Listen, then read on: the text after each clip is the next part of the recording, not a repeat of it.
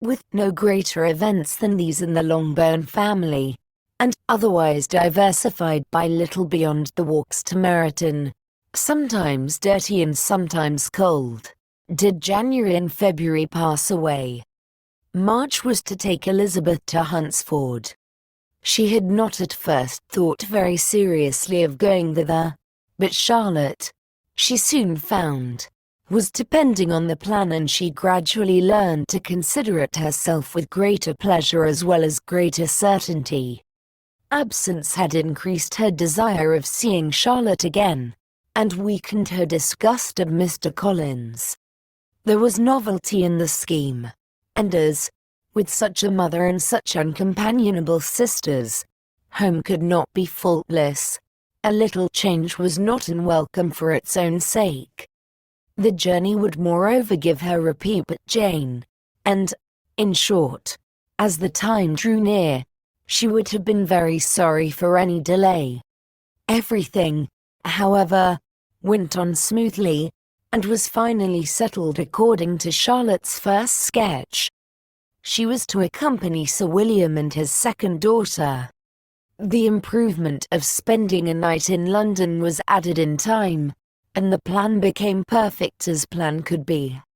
The only pain was in leaving her father, who would certainly miss her, and who, when it came to the point, so little liked her going, that he told her to write to him, and almost promised to answer her letter.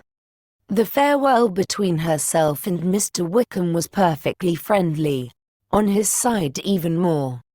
His present pursuit could not make him forget that Elizabeth had been the first to excite and to deserve his attention, the first to listen and to pity, the first to be admired, and in his manner of bidding her adieu, wishing her every enjoyment, reminding her of what she was to expect in Lady Catherine de Bourgh, and trusting their opinion of her, their opinion of everybody, would always coincide.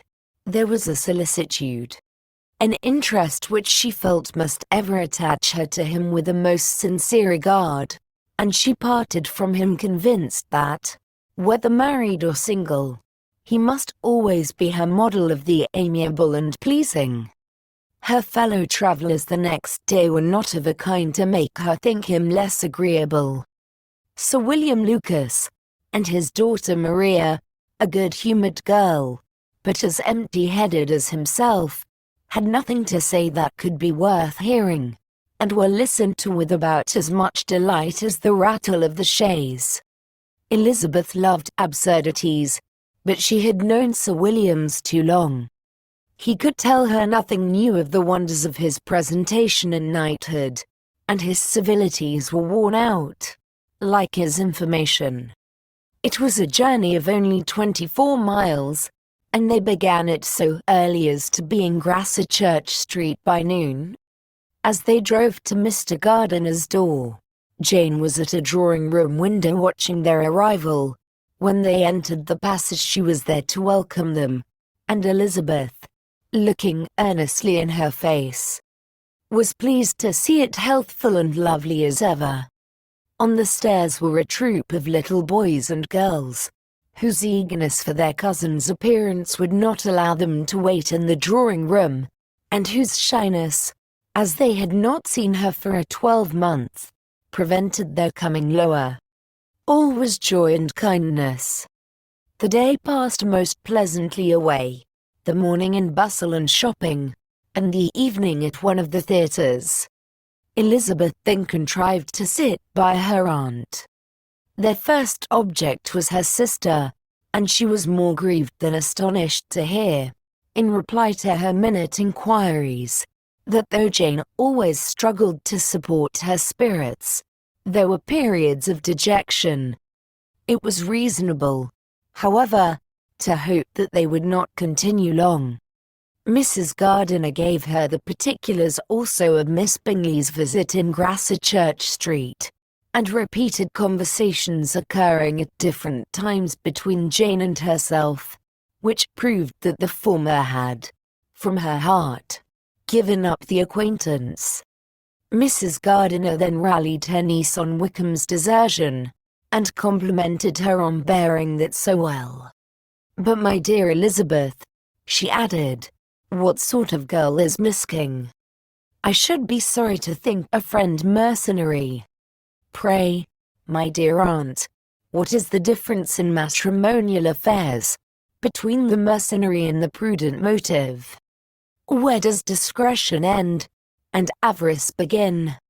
Last Christmas you were afraid of his marrying me, because it would be imprudent, and now, because he is trying to get a girl with only £10,000, you want to find out that he is mercenary. If you will only tell me what sort of girl Miss King is, I shall know what to think. She is a very good kind of girl, I believe. I know no harm of her. But he paid her not the smallest attention till her grandfather's death made her mistress of this fortune. No, why should he? If it were not allowable for him to gain my affections because I had no money, what occasion could there be for making love to a girl whom he did not care about, and who was equally poor? But there seems an indelicacy in directing his attentions towards her so soon after this event.